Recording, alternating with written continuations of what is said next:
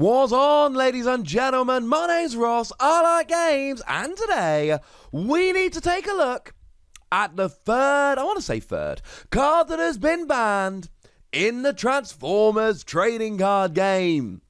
It's multi-mission gear. Yeah, he gone, ladies and gentlemen. He gone. The ban came down last night, and it came down at like midnight UK time, and I've got a 2-week-old baby at home. In fact, yesterday was exactly 2 weeks old. So suffice to say, at the moment, when news drops at midnight, I might be slightly later than I would ordinarily be. Wait till the boy's a few months old and we might be a bit better. So, multi-mission gear. We mad? Well, multi-mission gear is one of these specialist upgrades, as we call it. It is an upgrade armor with an orange icon. It gives you +1 defense, and when you put it on a specialist, you may play an action. Now, we also had back in Wave 1 multi-tool that when you put it, again, it's an upgrade, it's a weapon, +1 attack, blue icon, so the complete opposite. And when you put it on a specialist, you may play an upgrade. And actually in Wave 2, we completed the set, so to speak, with Field Communicator, +1 attack, white icon, utility. When you put it on a specialist, scrap the top card of your deck, you may play that card. Cool. So multi-mission gear then, it basically got the boot for being an upgrade that let you play extra action cards. We have a rule in the Transformers trading card game whereby, ordinarily, save the first couple turns of the game. During your turn, you may play 1 action, you may play 1 upgrade and a tap skill, and then you attack. So it's 1 action, 1 upgrade, and there's plenty of cards that break the rules, like Leap of Faith, which we're going to mention again in a moment, that lets you essentially scrap the top 2 cards of your deck, and allows you to play each of the 2 if you wish. It is a star card though, so each copy of Leap of Faith takes one of the stars that you could have to build your deck. 25 stars for a deck, each one of these takes one of them. But really, it was Daring Escape that kind of ruined everything. You see, Daring Escape came around, and it's a card that came out just in Wave 4. And it's an action card that says, for each Autobot you have on the battlefield, put the top card of your deck into your KO area face up. If your deck and scrap pile are empty, you win the game. Which is to say that every single card needs to be either in your hand, attached to one of your characters in terms of upgrades, or in the KO area. You need to attach all your cards or stash them in your hand or whatever it might be. Okay, that's the goal. That's how you win with Daring Escape. The problem is, and you can say it's a problem, you can say it's not, that one's up to you, but over the past couple of weeks, and I alluded to this in one of my Rules Roundup videos, there have been a whole bunch of people that have come around with ideas for decks that basically go, yeah, we can do this. We can make a deck where Daring Escape works. Okay, how does it work? And here's the thing, there is no one way to make the deck work. Now, when I say that, I'm not saying it's not one strategy. They're all aiming for the same thing. I'm saying I've seen a bunch of different deck lists rolling around. There are a bunch of different characters you could use. Now, one of the obvious ones here is Private Red Heat. And I say obvious because Private Red Heat has a tap skill, which is literally just swap parts, which was the first card that got banned. And this is where some of the controversy for the ban comes in.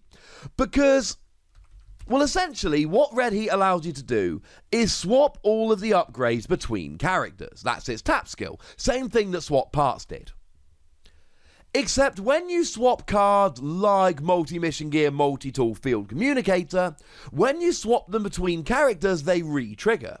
So if you've got 2 specialists, and you use Private Red Heat, you swap all of their upgrades, and they might each have a Multi-Mission Gear and a Multi-Tool and a Field Communicator, which means all 6 of those fire off at once. And you get 2 extra actions, 2 extra upgrades, and you get to scrap, and if you want play, the top 2 cards of your deck. Okay. That makes a lot of sense. You're doing basically what the problem with swap parts was. And then, of course, it helps that it is a specialist itself.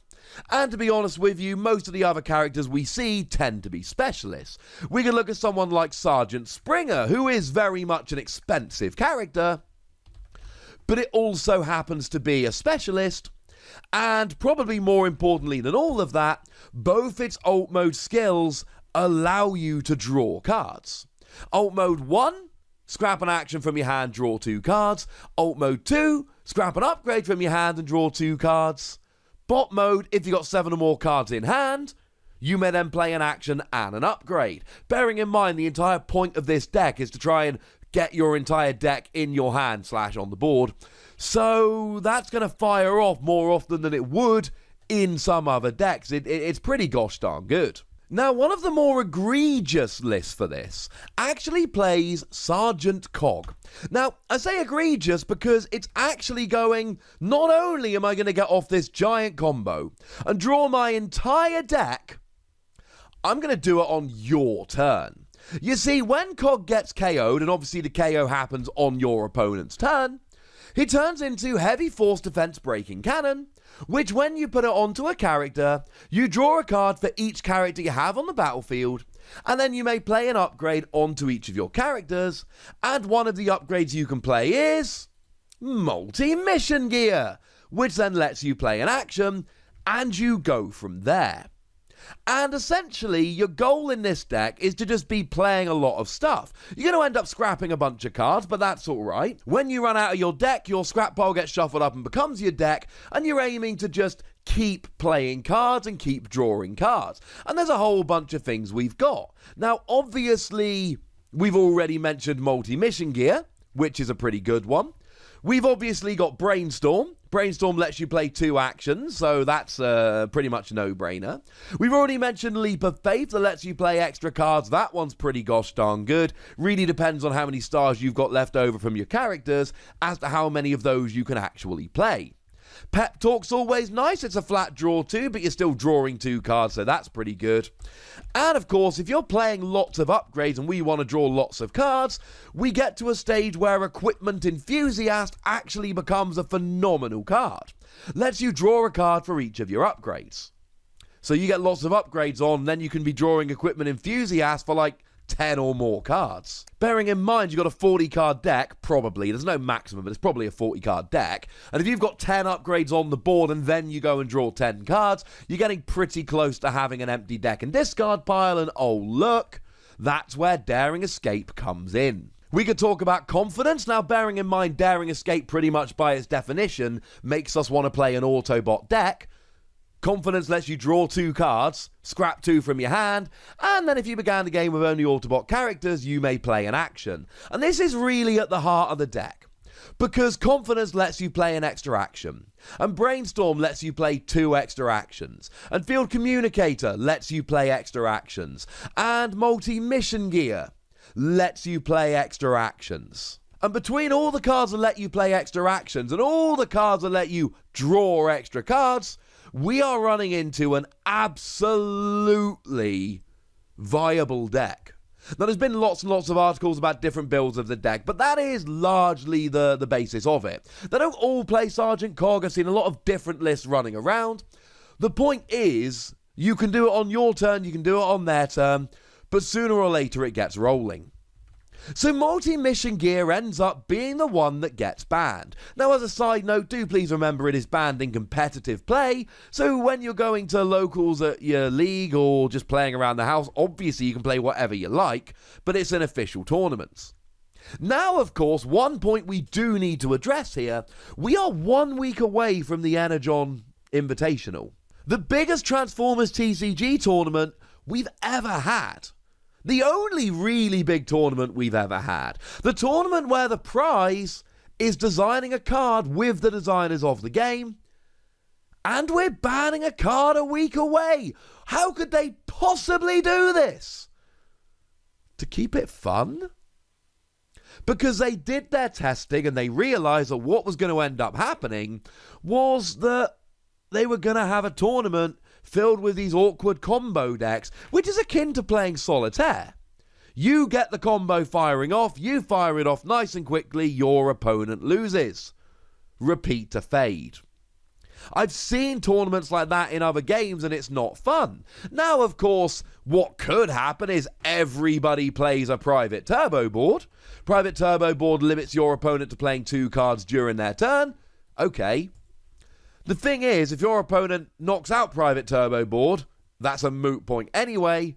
And also, do we really want to force everyone to put it in their deck or at least their sideboard? No! That's not fun. To put it in the words of the Transformers TCG people, we believe that combo decks are an important part of a healthy metagame, but implicit in that belief is that the combo decks are slow enough to race and provide windows for interaction. We originally believed that the hate cards that came out in Siege 2 gave players multiple avenues to fight the combo. The most cutting-edge versions of the fast Daring Escape combo deck, including a variant that could go off on your opponent's turn, that's the COG one, meet neither of those requirements while also being frustrating to play against. Therefore, we are taking action against a fast and non-interactive Daring Escape combo deck closer to a major event than we normally might. And obviously, there were lots of other options. Now, they've promised us an article later in the week where they go through what the other options were and why they weren't exactly good enough. But the point of this very simply is, they are the people that made the game. They have tested this way more than we have. And let's face it, they've got more context than we have. If they've made this decision, they must have made it for the right reason. Why not just ban Daring Escape? Because Daring Escape isn't the problem. Having an alternate win condition is fun. Daring Escape isn't the problem. It is the engine by which we can get it out way too fast. Which is the problem. Why multi-mission gear? Well, why multi-mission gear is an easy one. Multi-mission gear is an upgrade into an action. We don't have anything else like that. And the fact of the matter is, although we have plenty of other cards that let you play extra actions, having an upgrade into actions, bearing in mind the actions when you get going can snowball and avalanche and other snow-based puns, to playing your entire deck. Being able to kickstart that with an upgrade or restart it with an upgrade if you run out of steam, that's kind of absurd in the context of this deck. And don't get me wrong, I love specialist decks. I've spoken a lot about the free specialist tools and how much fun they are. I've had lots of fun with them. But the fact of the matter is, they're creating a combo which kind of sucks. Now, here's the big question that a lot of people have been asking, and it is a fair question. Why don't we just change the rules so when you swap an upgrade from one character to another, they don't re-trigger?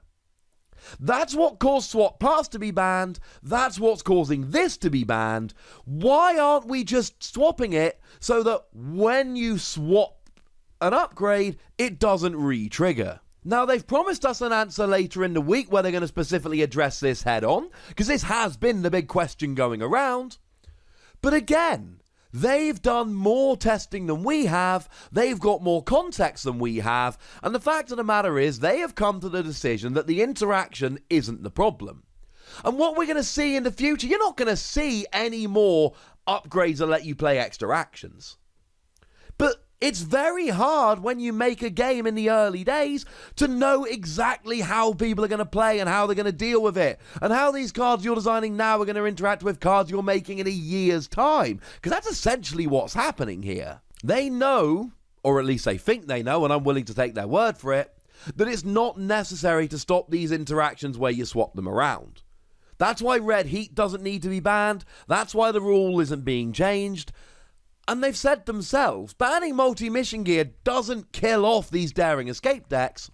What it does is slow them down to the point where there are other decks which can come along and fight against them and have a good chance of winning. Yes, obviously it kind of sucks that they've banned it about a week before the first ever major event we've had, but I don't know how many of you played a Pokemon trading card game. I'm sure some of you do. I commentated by myself, day one at least, I did day two but with other people, the tournament where Lysander's trump card wasn't banned. We had a Pokemon National Championships where trump card wasn't banned. And I am telling you now, as someone that paid more close attention to that tournament than literally anybody else there, if you weren't playing a Seismitoad deck, you couldn't win.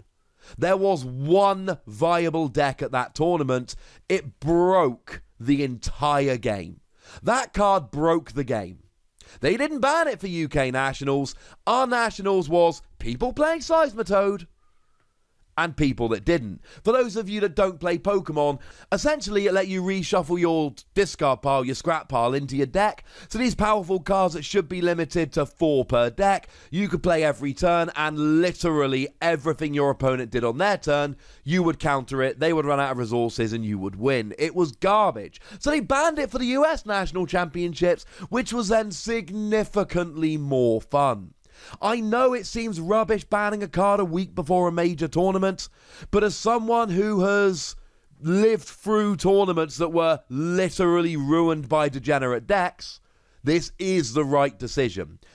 If the Daring Escape deck is legit, and I think there's enough evidence rolling around now that it is legit, this had to be done. But I'd like to know your opinion on this. Do you think the ban was needed? Do you think it could be dealt with in other ways? Is this going to ruin your plans for decks going forward? Are you going to the Energon Invitational? And how is this going to impact you? Go nuts in the comment section, but please remember the rule. Be nice, would ya?